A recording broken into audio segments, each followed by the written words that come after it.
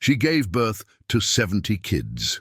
Here's why. Part 1. The beginning. The morning sun filtered through the thin curtains of the small apartment in Kampala, Uganda, casting golden rays across the worn wooden floor. Margaret Nalwada sat at the edge of her narrow bed, her hands trembling slightly as she held the photograph. In it, a younger version of herself smiled back, a girl of 19 with hope still dancing in her eyes, cradling her first baby.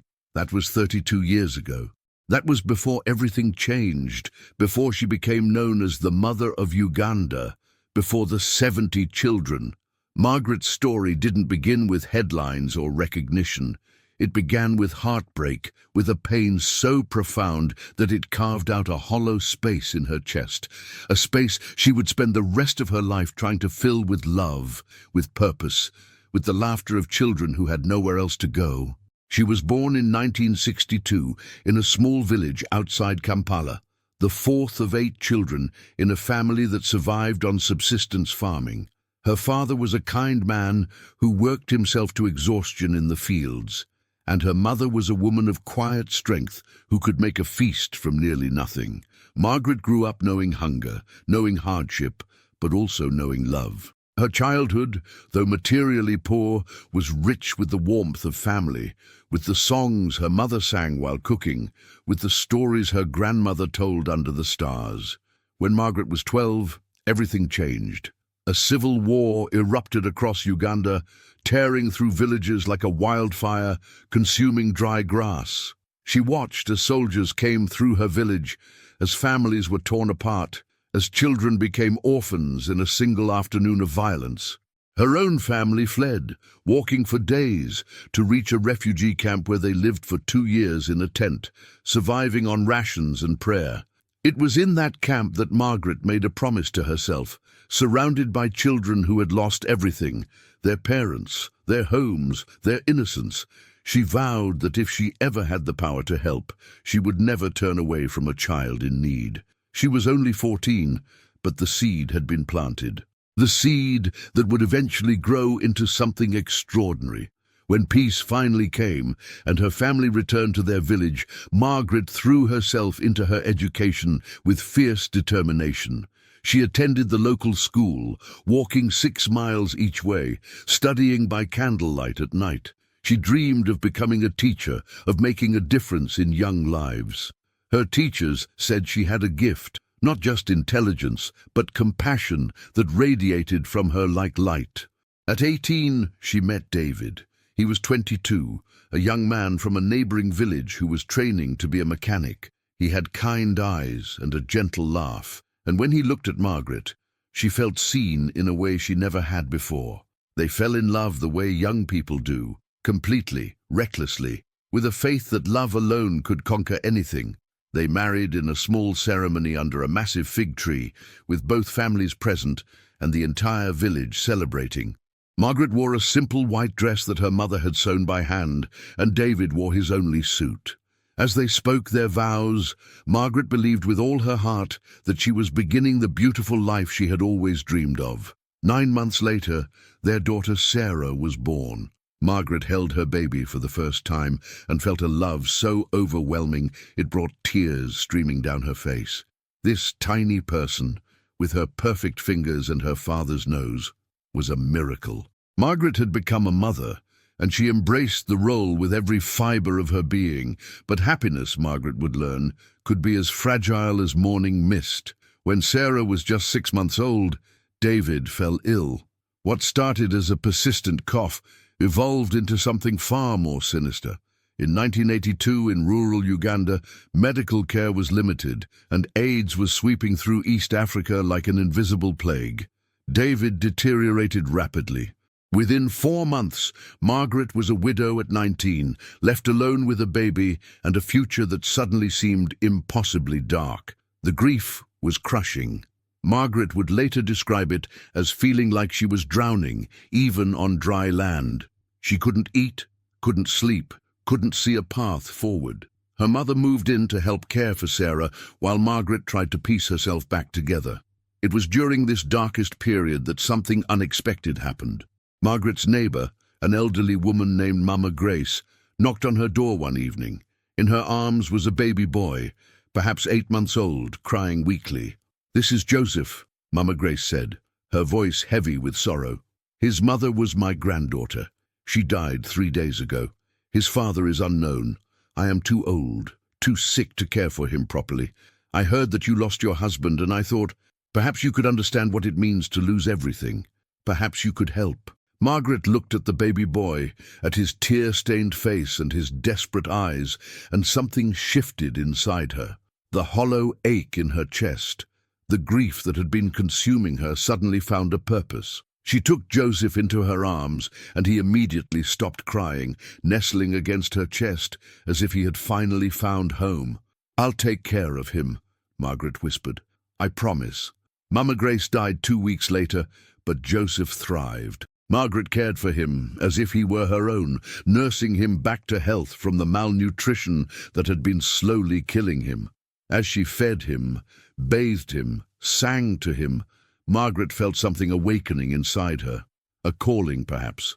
A purpose. Word spread quickly in the community. Margaret, the young widow who had taken in an orphan despite her own struggles, became known as someone with a big heart. And in a country ravaged by war, disease, and poverty, there were so many children who needed someone with a big heart.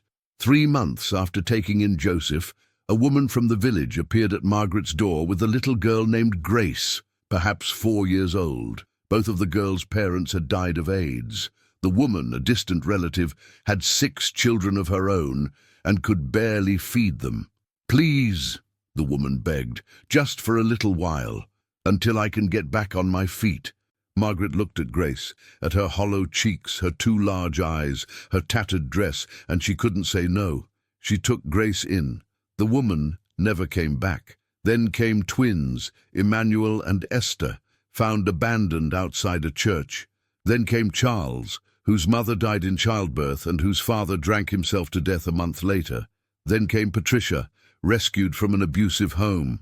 Then came Robert, Moses, Ruth, and Isaac.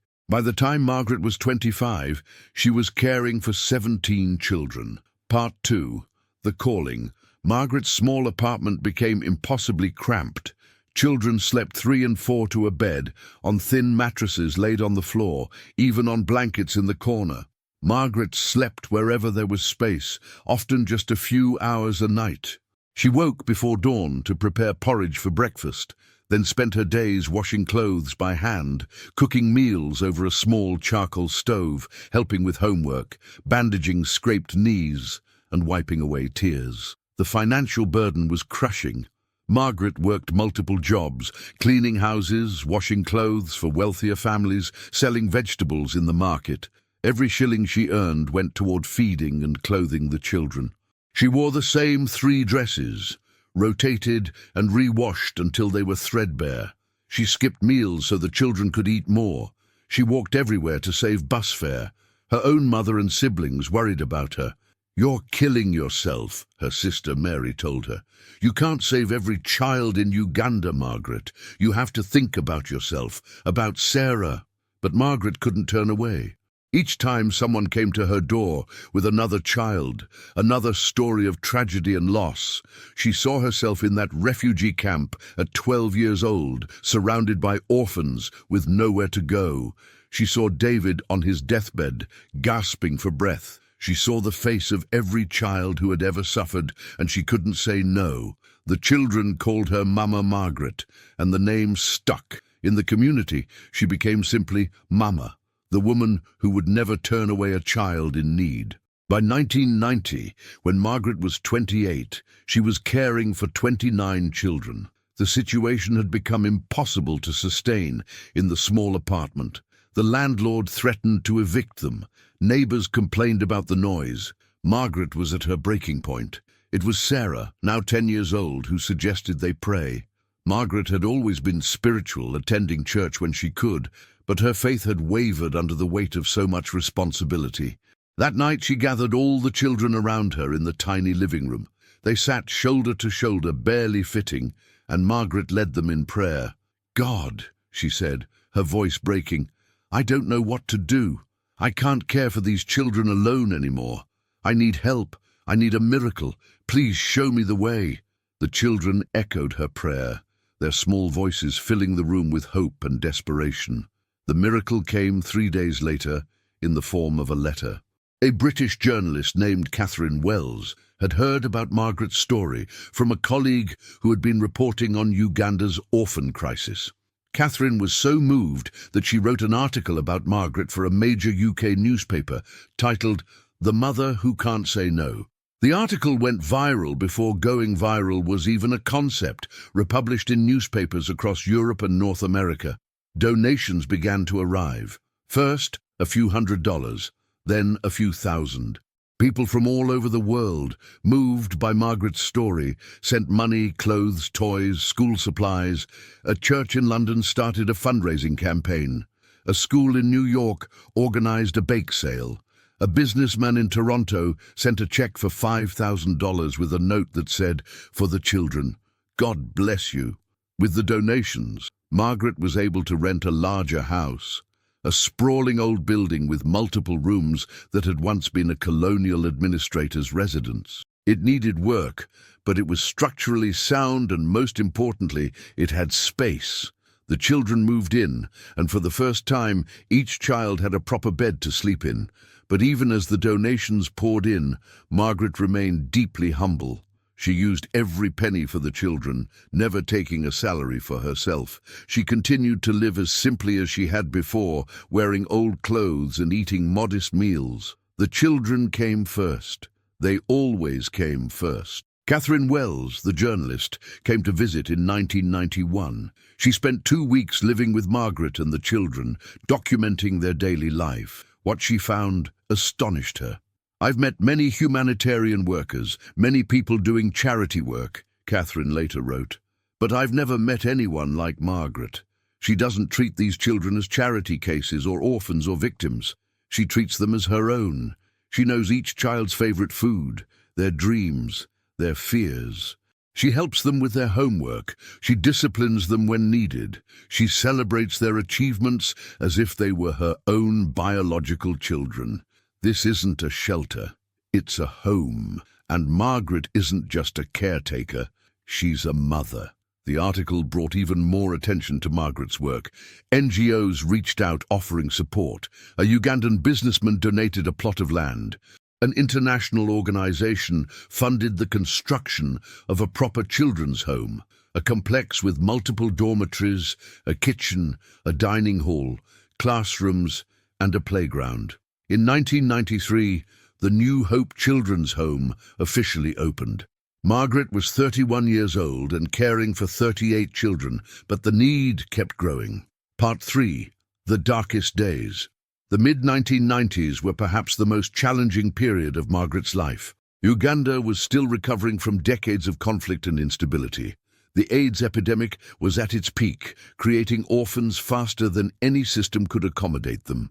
Every week, sometimes every day, someone would arrive at New Hope with another child. Margaret developed a reputation that spread across Kampala and beyond. If you had a child you couldn't care for, if you found an abandoned baby, if you knew of an orphan in need, you brought them to Mama Margaret. She would find a way. She always found a way. But the emotional toll was devastating. Margaret watched children arrive severely malnourished, their bodies ravaged by disease and neglect. She nursed them back to health, only to sometimes watch them succumb to illnesses that could have been prevented with better medical care. She held babies as they took their last breaths. She comforted children who woke screaming from nightmares about the violence they had witnessed.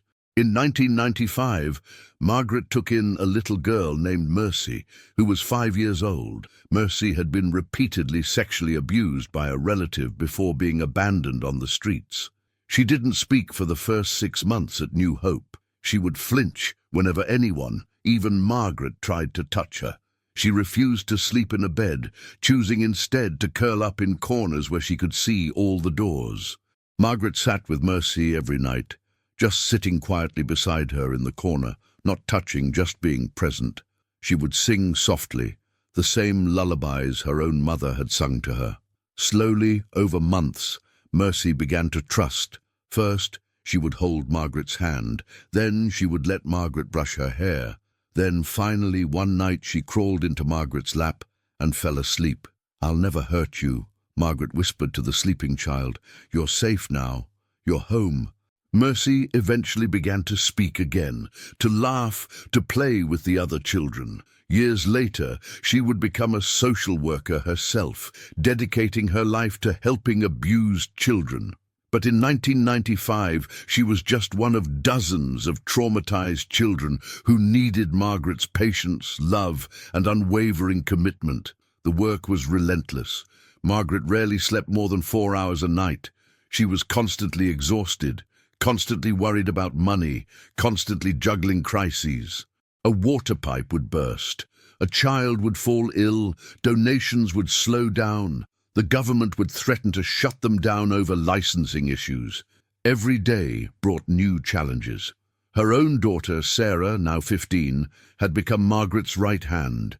Sarah had grown up surrounded by these children, treating them as her siblings. She helped cook, clean, and care for the younger children. But Margaret worried about her. Sarah had sacrificed so much of her own childhood to this cause. She deserved more.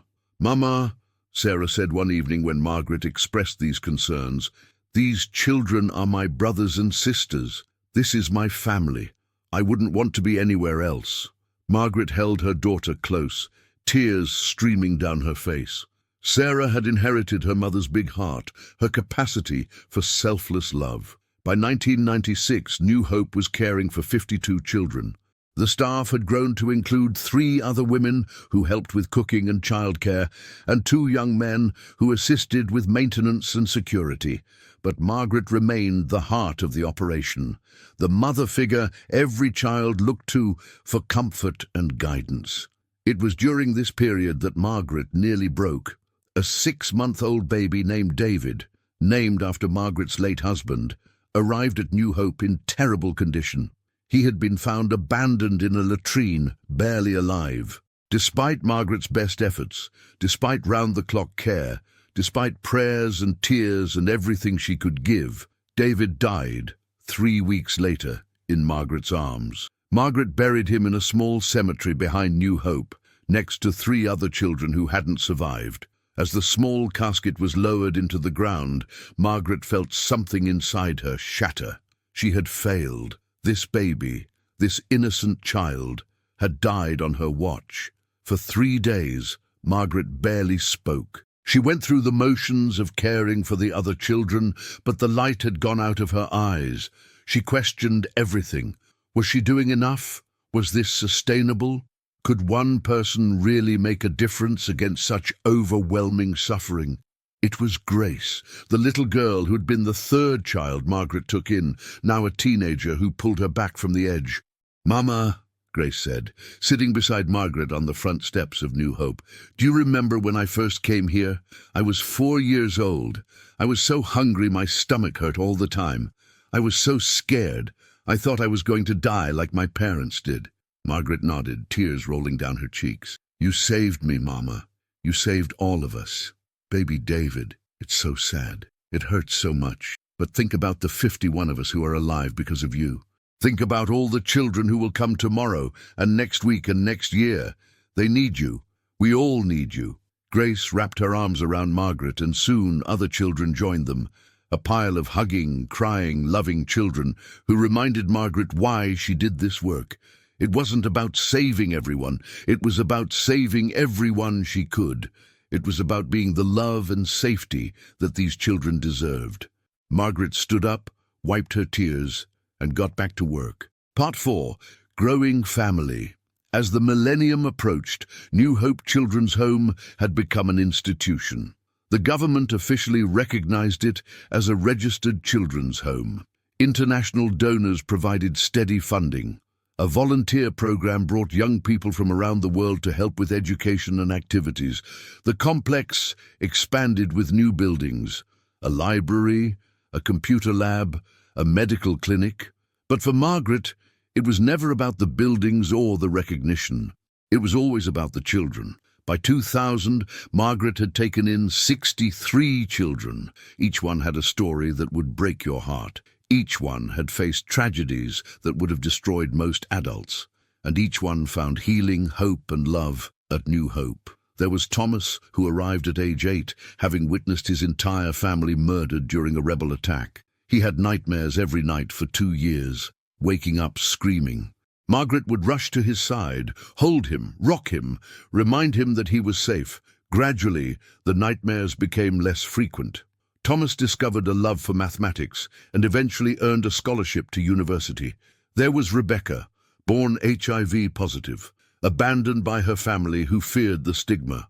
Margaret ensured she received proper medical treatment, including antiretroviral drugs when they became available. Rebecca grew into a healthy, vibrant young woman who became an advocate for children with HIV. There was Michael, who arrived unable to hear or speak, having received no education or support for his disability. Margaret learned sign language so she could communicate with him. She found a school for the deaf where Michael could learn. He blossomed, becoming a skilled artist whose paintings now hang in galleries across Uganda. Each child was a universe of potential, and Margaret was determined to help every one of them reach for the stars. The international attention continued. Documentary crews came to film. Celebrities visited. Margaret met with government ministers and international aid officials, but none of this changed who she was. She remained the same humble woman who had taken in her first orphan decades earlier. When interviewers asked how she managed to care for so many children, Margaret would simply say, "Love multiplies. It doesn't divide. The more you give, the more you have to give." Her own biological daughter, Sarah, had grown into a remarkable young woman. She had attended university on scholarship, studied social work, and returned to New Hope to work alongside her mother. The two women formed an incredible team, Margaret with her natural warmth and intuition, Sarah with her education and organizational skills. Together they implemented new programs. They started a trauma counseling service for children dealing with PTSD. They created a vocational training program, teaching skills like carpentry, tailoring and farming to older children. They established a family reunification program, working to reconnect children with extended family members when possible and appropriate. But even with all this growth and success, challenges remained constant. Funding was never guaranteed. Children continued to arrive in desperate need. The weight of responsibility never lifted from Margaret's shoulders. In 2003, a tragedy struck that reminded everyone of the fragility of life and the preciousness of every moment. A fire broke out in one of the dormitories in the middle of the night. The cause was later determined to be faulty electrical wiring. Margaret and the staff managed to evacuate all the children safely, but the building was severely damaged. 30 children lost all their belongings, clothes, school books, treasured photographs, everything. Margaret stood watching the fire burn, children clinging to her, and instead of despair, she felt overwhelming gratitude. They were all alive. Everything else could be replaced. The community rallied. Local businesses donated clothes and supplies. Churches collected money. Within 2 weeks, the dormitory was rebuilt and the children had everything they needed. "This is what I've learned," Margaret told a reporter covering the fire. "Tragedy will come. Suffering is part of life, but so is love, so is community, so is hope. For every bad thing that happens, there are 100 good people ready to help. That's what keeps me going." By 2005, Margaret had taken in 68 children. She was 43 years old, but looked older, the years of hard work and stress etched into her face. Her back ached constantly from years of lifting children and sleeping on uncomfortable surfaces. Her hands were rough and scarred from decades of manual labor, but her eyes still sparkled with love and determination. Part 5. The final 2. Margaret never planned to take in exactly 70 children. There was never a goal, never a number she was trying to reach. She simply responded to need, one child at a time, following her heart wherever it led. But in 2006, 2 children arrived who would complete Margaret's family in a way she could never have predicted.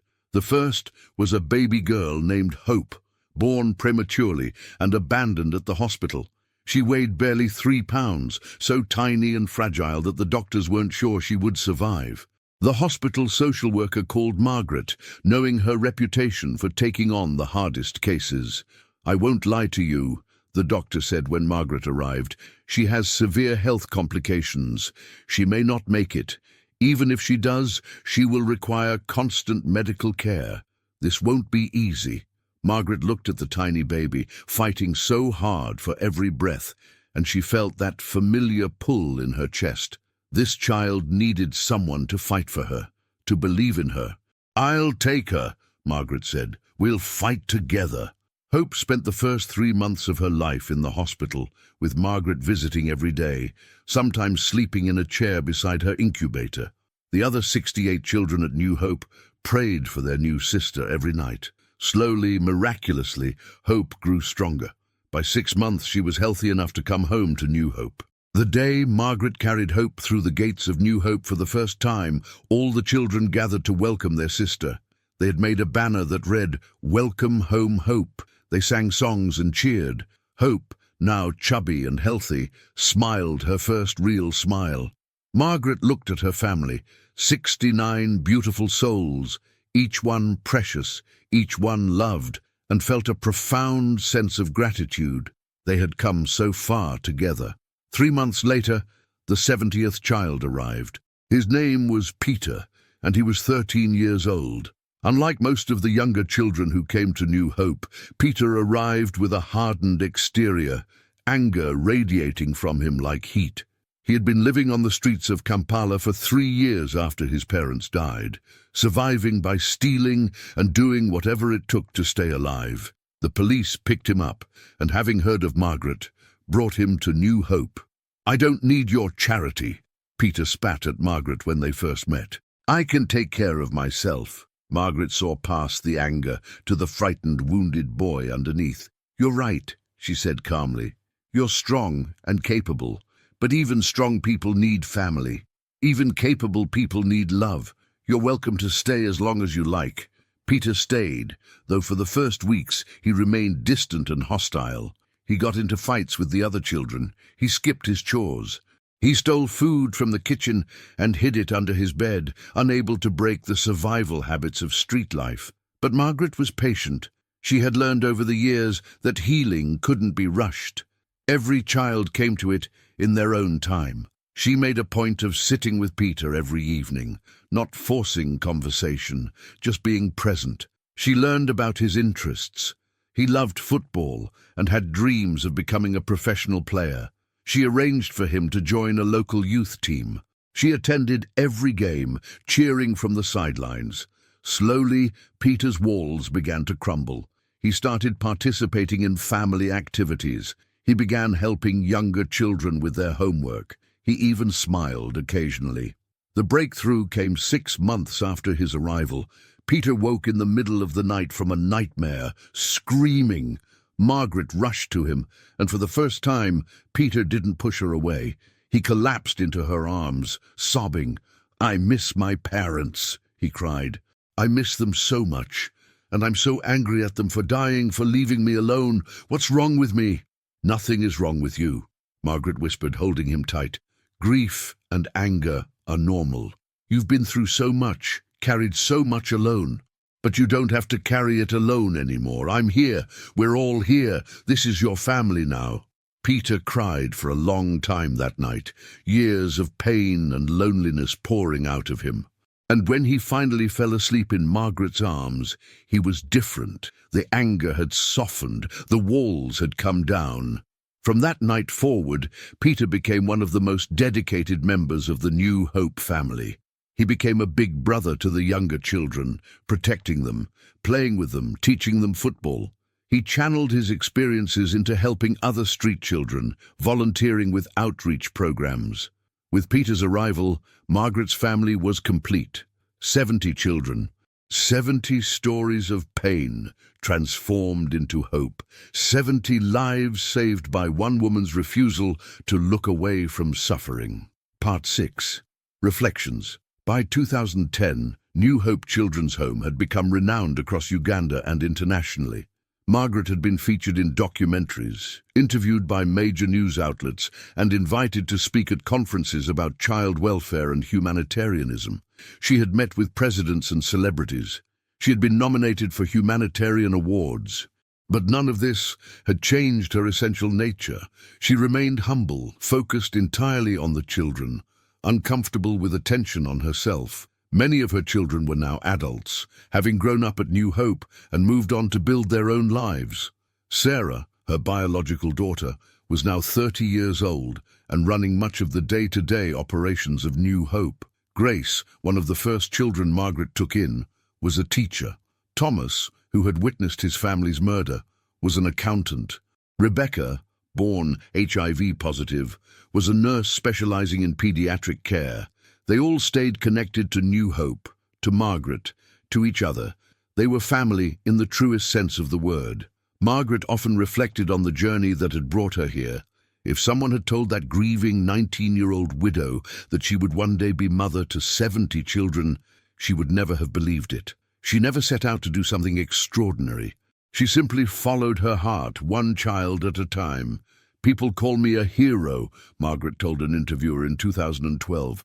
"But I'm not a hero, I'm just a mother. Every decision I made was simple. There was a child who needed help, and I helped. Anyone would have done the same." But the interviewer shook his head. "Not everyone would have done the same, Margaret. That's what makes you extraordinary." The truth was somewhere in between. Margaret possessed something special, a capacity for love that seemed boundless, a strength that never gave out, no matter how heavy the burden, a faith that sustained her through the darkest times. But she also believed deeply that this capacity existed in everyone, that anyone could choose love over indifference, action over apathy. "We all have more strength than we think we do," Margaret often said. "We're all capable of more love than we imagine. You just have to start. Take in one child. Help one person. That's how you change the world, one act of love at a time."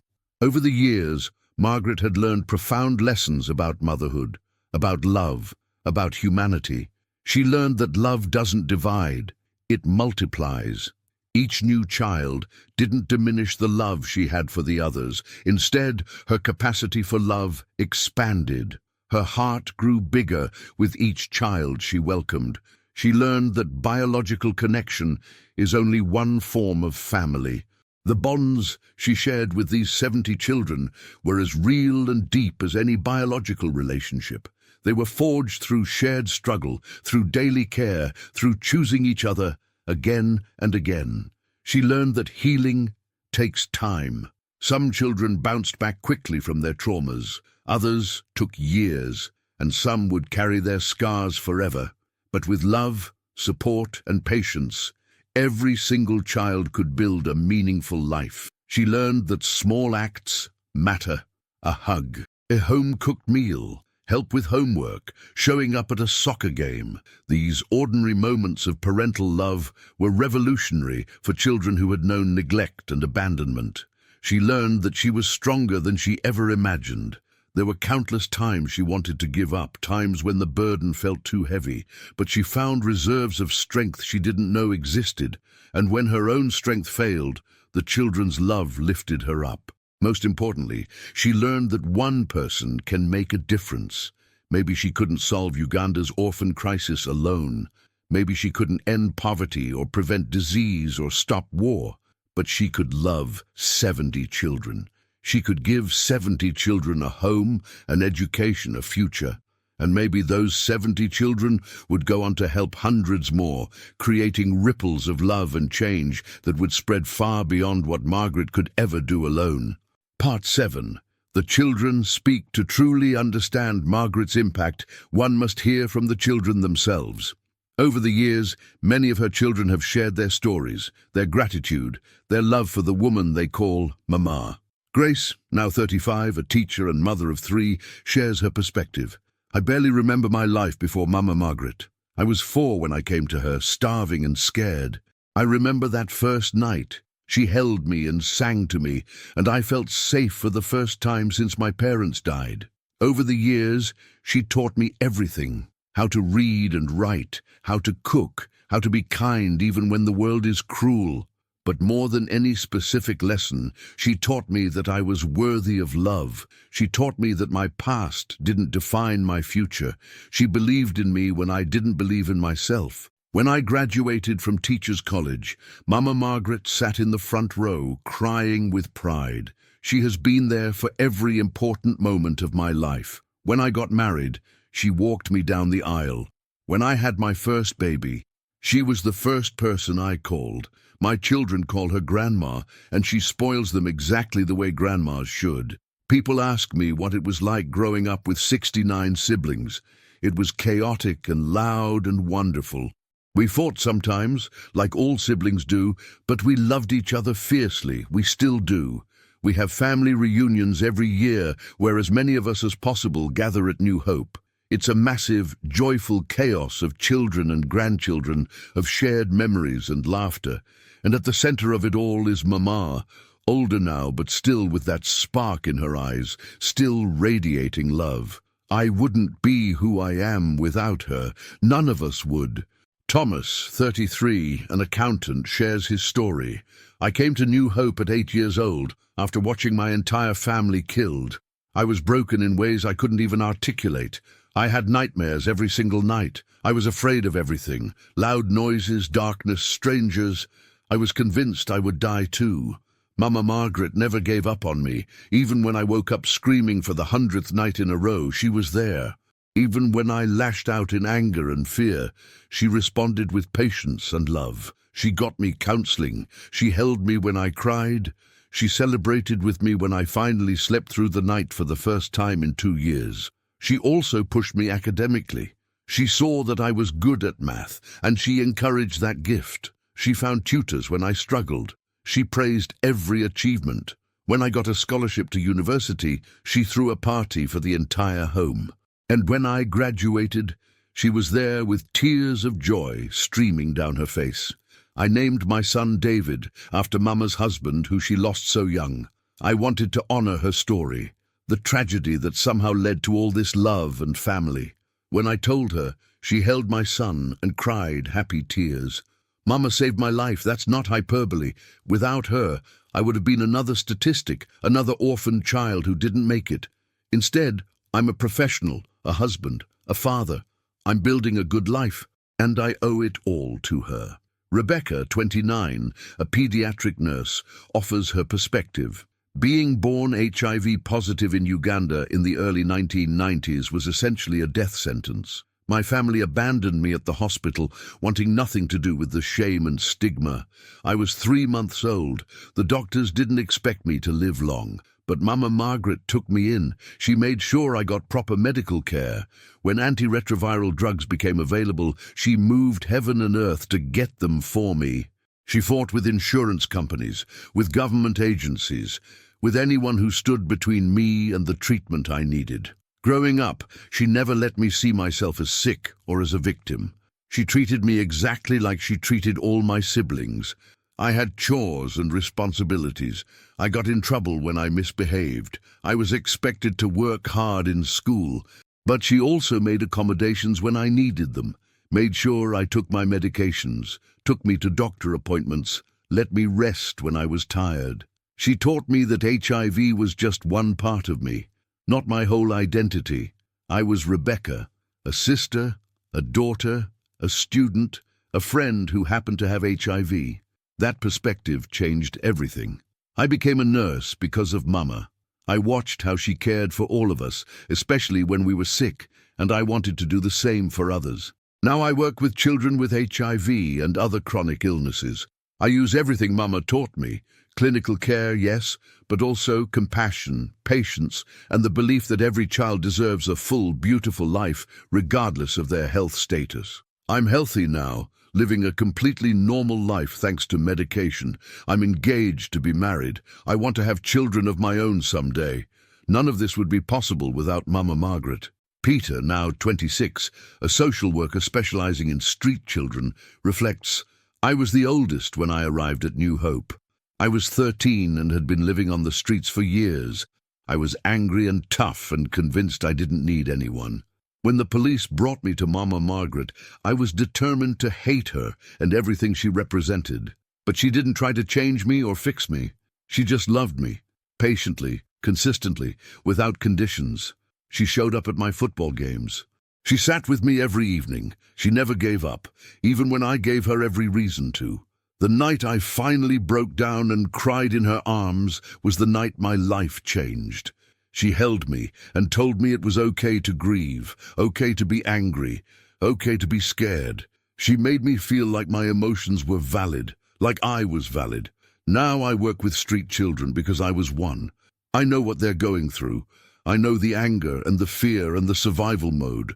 And I use everything Mama taught me: patience, love, the belief that every child can heal and thrive with the right support.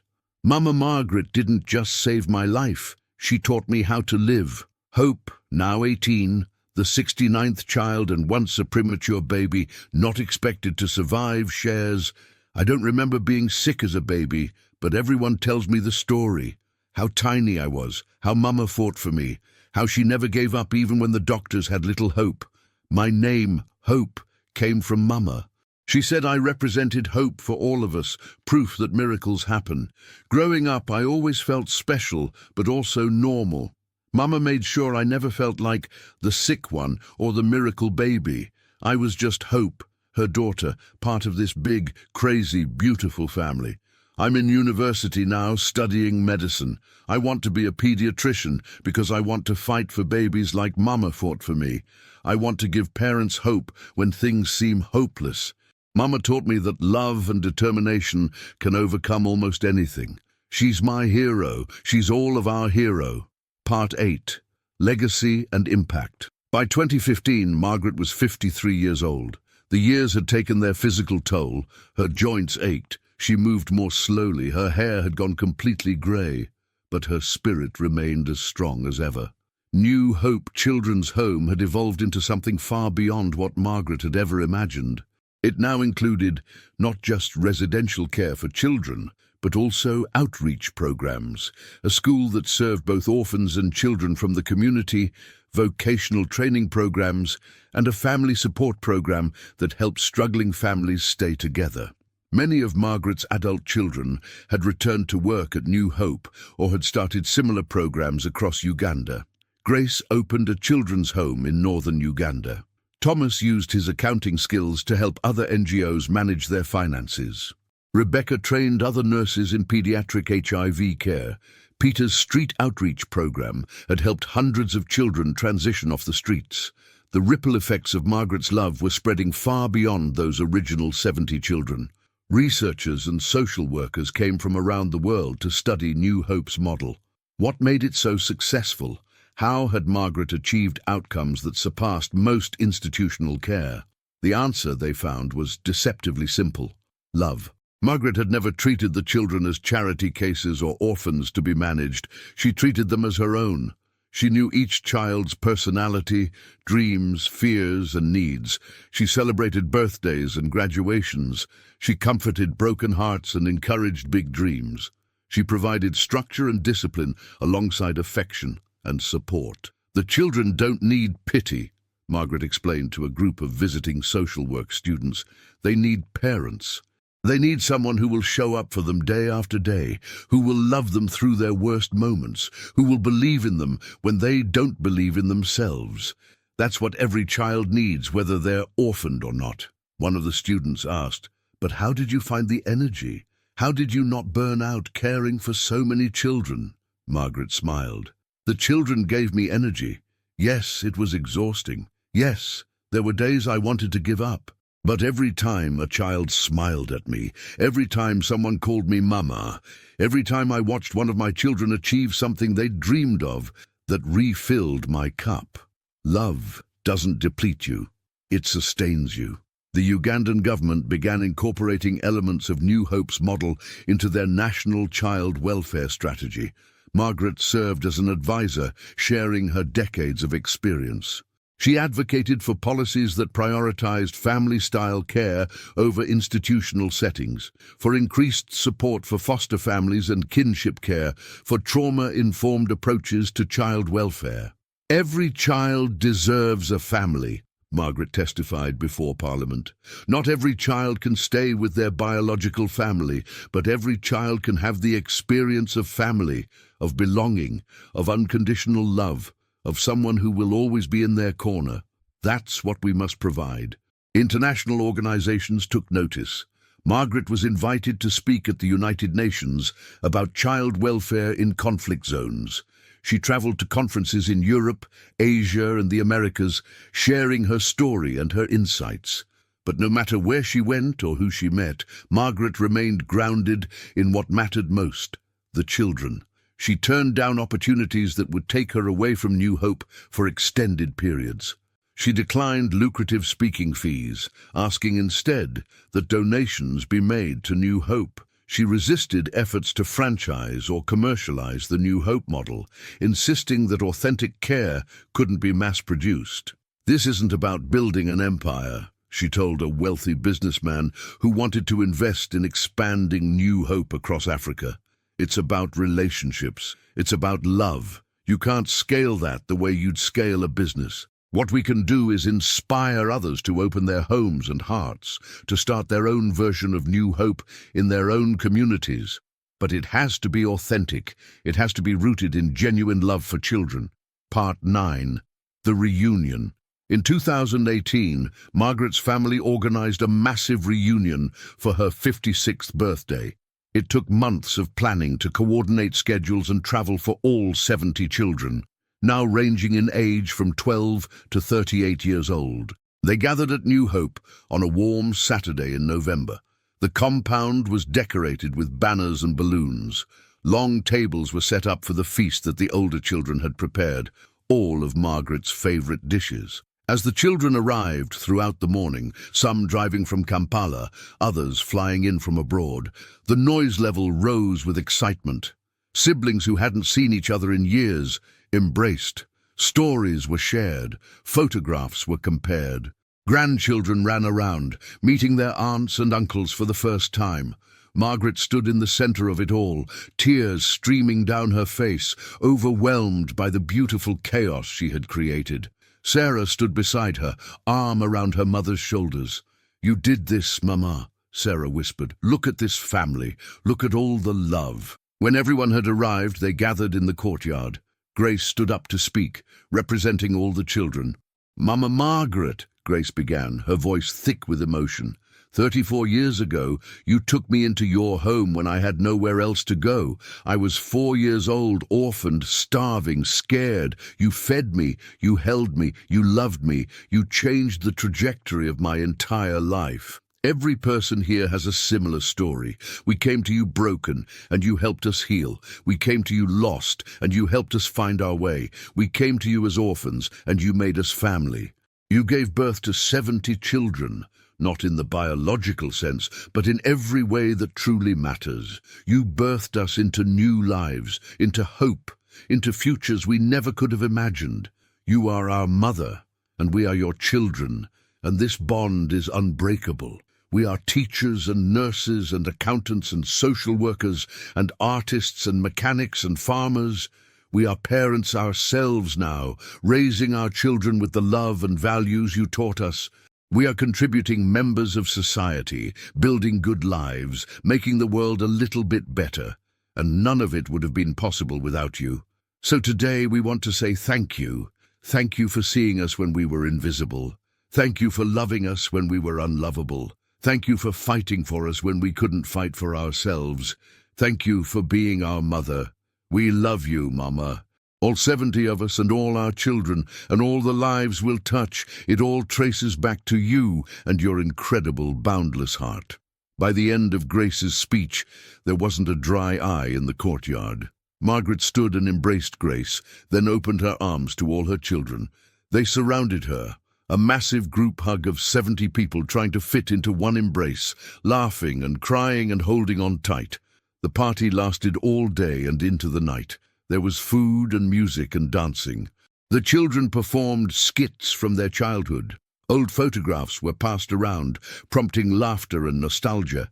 Stories were told and retold, each memory precious.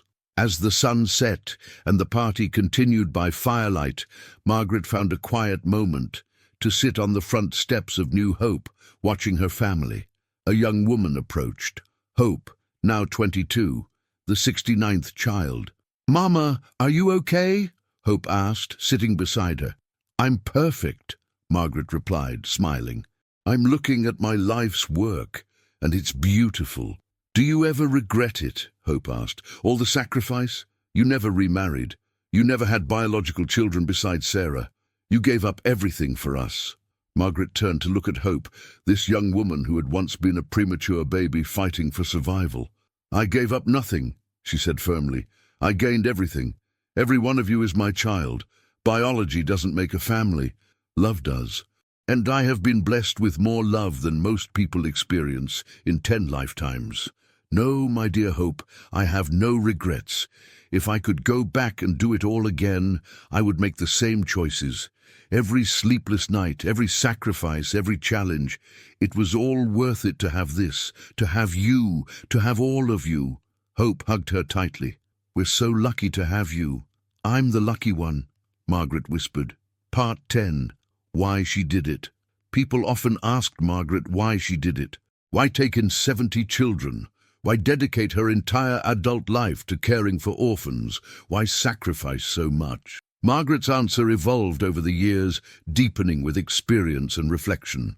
In the early years she would say, "Because they needed me. How could I say no to a child in need?" Later she would add, "Because I knew what it was like to lose everything. I saw orphans in the refugee camp when I was 12. I knew their pain. I couldn't ignore it." Nati, as she grew older and wiser, her answer became more nuanced. "I did it because I believe every child deserves love and opportunity, regardless of the circumstances of their birth. I did it because I saw potential in children that society had written off. I did it because I believe in the power of family to heal and transform. But honestly, I also did it for myself. These children gave my life meaning and purpose. After my husband died, I was lost. Taking in Joseph, that first orphaned baby, gave me a reason to keep going. Each child after that deepened that sense of purpose. People see sacrifice, but I experienced joy. Yes, it was hard. Yes, there were times I was exhausted and overwhelmed.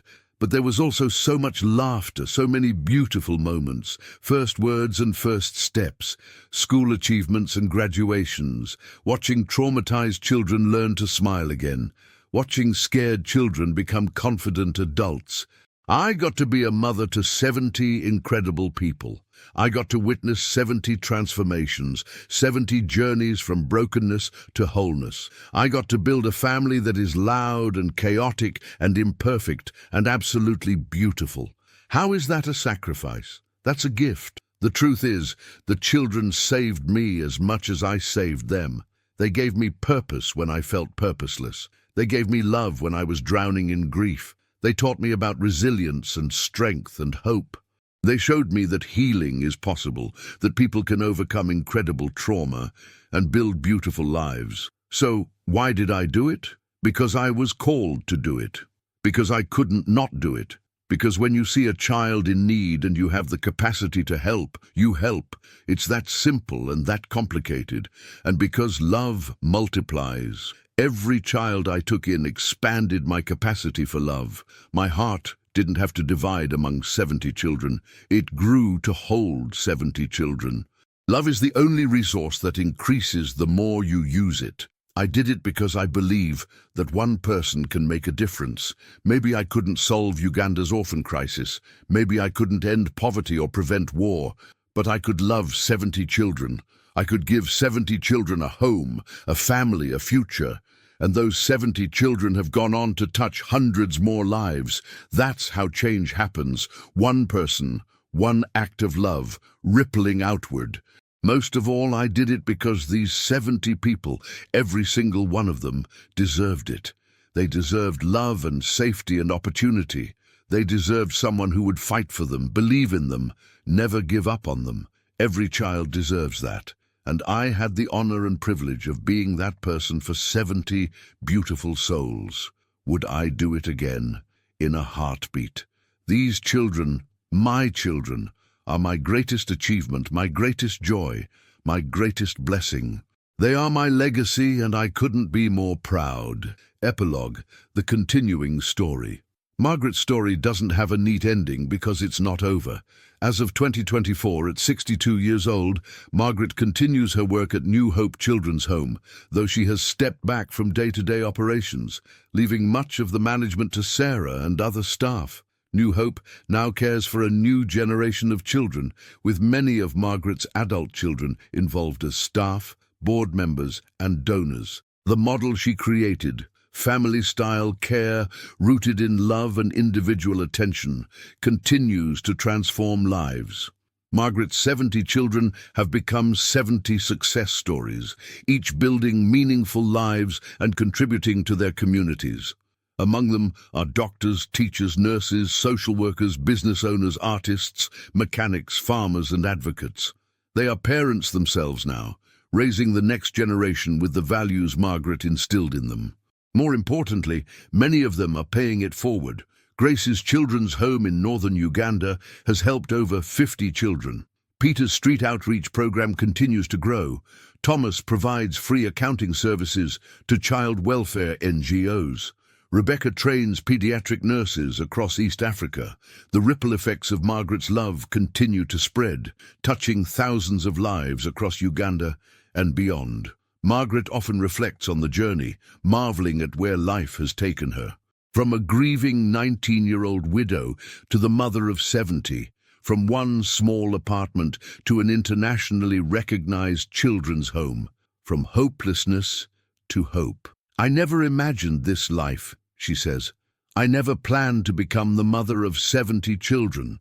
But looking back, I can see how each step led to the next, how each child prepared me for the next challenge, how love built upon love until it became this beautiful, chaotic, imperfect, perfect family. If I have any wisdom to share, it's this.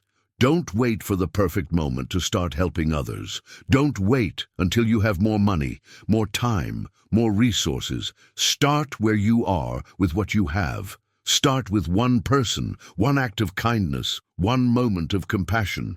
You don't have to take in 70 children to make a difference. Mentor one child. Support one struggling family. Volunteer one afternoon a week. Every act of love matters. Every person you help matters. And don't underestimate yourself. You are stronger than you think. You are capable of more love than you imagine. The human heart has infinite capacity if we're willing to open it. My story isn't special because I'm special. It's special because love is special. Because children are resilient and beautiful and worth fighting for. Because family isn't just about biology. It's about showing up day after day with love and commitment. These 70 children made me a mother. They made me who I am. They are my purpose, my joy, my legacy, and I am grateful every single day for the privilege of being their mama. The final word. On the day of Margaret's 60th birthday, her children compiled a book. Each of the 70 children contributed a page, a letter to Margaret, a favorite memory, a photograph, a drawing. The book, bound in leather and filled with love, was titled simply, Why We Love Mama, 70 Reasons. Grace's page read, You taught me that I was worthy of love when I felt worthless. You are my reason number one. Thomas wrote, You held me through my darkest nightmares and celebrated my brightest achievements. You never gave up on me. You are my reason number two. Rebecca's page said, You fought for my life when others had given up. You taught me that HIV didn't define me. You are my reason number three. And so it went, through all 70 children, each one sharing why they loved this extraordinary woman who had given them everything. The last page, number 70 from Peter, read, You saved my life, but more than that, you taught me how to live. You showed me that love is stronger than anger, that hope is stronger than despair, that family is stronger than blood. You are my reason number 70, but really, you are my reason for everything. When Margaret finished reading the book, surrounded by as many of her children as could gather for her birthday, she held it to her chest and cried tears of pure joy. "Thank you," she whispered. "Thank you for letting me be your mother. Thank you for being my children. Thank you for this beautiful life we've built together." And as her children surrounded her in another massive embrace, as grandchildren climbed into her lap and great-grandchildren played at her feet, Margaret looked around at the family she had created and thought, "This is why I did it. This love, this family, this beautiful chaos of 70 souls who have become one heart. This is everything." She gave birth to 70 children not through pregnancy, but through love. And in doing so, she created a legacy that will ripple through generations, proving that one person's capacity for love can change the world, one child at a time.